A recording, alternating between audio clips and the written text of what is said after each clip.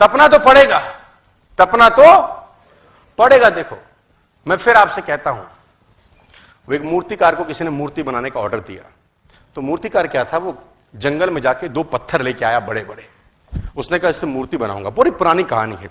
मूर्ति बनाते बनाते जैसे ही उसने छेनी हथौड़े का वार किया तो पत्थर में से आवाज आई, stop, it's painful, it's very painful, leave me, मुझे छोड़ दो। तो मूर्तिकार ने उस पत्थर को छोड़ दिया क्योंकि उसको दर्द हो रही थी छेनी और हथौड़ी के चोट से। उसने दूसरा पत्थर उठाया और उस पर छेनी हथौड़े का वार किया। वार करते करते उसने बोला, इज इट पेनिंग? उसने बोला, yes it's paining but you carry on, yes it's paining but you carry on. और वो बनाता रहा बनाता रहा बनाता रहा और दूसरा पत्थर मूर्त में कन्वर्ट हो गया। उसको ऑर्डर मिला था मंदिर में मूर्ति बनाने का और उसने शानदार भगवान की मूर्ति बनाई। दूसरा पत्थर जो चोट नहीं सह सका वहीं पड़ा था, जिन्होंने ऑर्डर दिया था वो लेने आए। उसने कहा हमारी मूर्ति रेडी होगी? उसने बोला इन फ्रंट ऑफ यू। तो वो ले जाने लगे। जब मूर्ति ले जाने लगे, ले जाते ले जाते ले जाते गेट पे ही रुक गए। उसने बोला क्या क्या दिक्कत है? उसने बोला इस पत्थर को भी साथ ले जाएं क्या, जो चोट सह नहीं पा रहा था। उसने बोला मेरे किसी काम का नहीं, करोगे क्या? कह रहा जब मूर्ति पे लोग प्रणाम करेंगे तो नारियल फोड़ने के काम आएगा, तो ये नारियल फोड़ने के काम आएगा, तो हम ले जाते हैं। उसने बोला ओके ले जाओ। अब मूर्ति लग गई मंदिर में और पत्थर लग गया सामने। मूर्ति की होती पूजा, उसकी होती ठुकाई।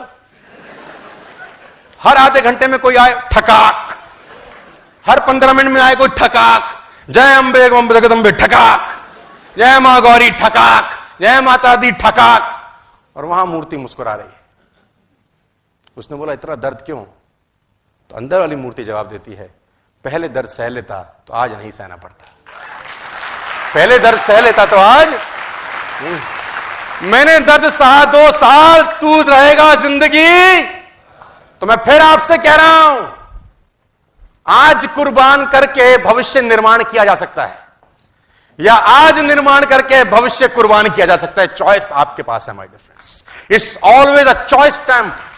ये डिसाइड आपको कहते हैं कि आग में जलकर ही सोना कुंदन बनता है यार, है ना। अपने आप को जलाना तो जलाने को तैयार है कि नहीं?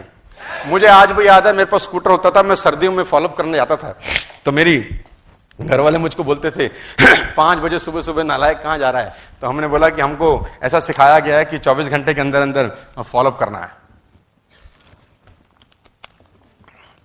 लेकिन मैं आपको एक बात और बताऊं, ध्यान से सुनिएगा, सिर्फ छेनी हथौड़े के वार से ही कोई पत्थर मूर्त नहीं बनता। सही जगह पर वार होना चाहिए और करने वाला भी निपुण होना चाहिए, नहीं तो कुछ का कुछ बना देगा वो। बात समझ में आ गई हो तो बोलो हाँ। तो मूर्ति तभी बनेगी जब मूर्तिकार निपुण होगा और उसको पता होगा चोट कब ज्यादा मारनी है और चोट कब कम मारनी है। तो सुबह सुबह 5 बजे हम फॉलो पे जाते थे। सर्दी का मौसम था, मुझे आज भी याद है, कभी नहीं भूल सकते हम लोग, क्योंकि हमारे को सिखाया गया था नेटवर्क मार्केटिंग में कि 24 घंटे के अंदर आपको फॉलोअप करना है। सर्दी में हम जाते थे फॉलोअप करने के लिए, हमारे हाथ अकड़ जाते थे सर। तो जो जिसके घर मिलने जाते थे उसको प्लान दिखाया रहता था एक दिन पहले, तो उसके घर के सामने कभी कभी ऐसा रहता था कि वो अलाव जला के बैठे होते थे वो लोग जो सफाई कर्मचारी रहते हैं सुबह सुबह, देखा होगा आपने कभी कभी, है ना।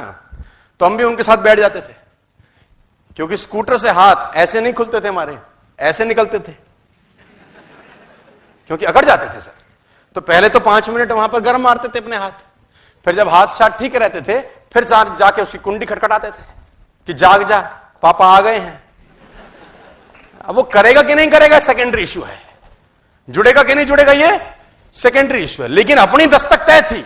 और मुझे एक बात का हमेशा से विश्वास और प्राउड रहा है अपने ऊपर कि जिसको व्यक्ति को मैंने प्लान एक दिन पहले दिखाया, अगले दिन 11 बजे से पहले मैं उससे मिलाता था। करेगा कि नहीं करेगा वो उसका कंसर्न है, मैं अपना काम पूरा करके आता था। क्योंकि पहले सुबह 3 घंटे 4 घंटे फॉलोअप करने में सबसे बड़ी सुविधा यह थी कि साला घर ही मिलेगा।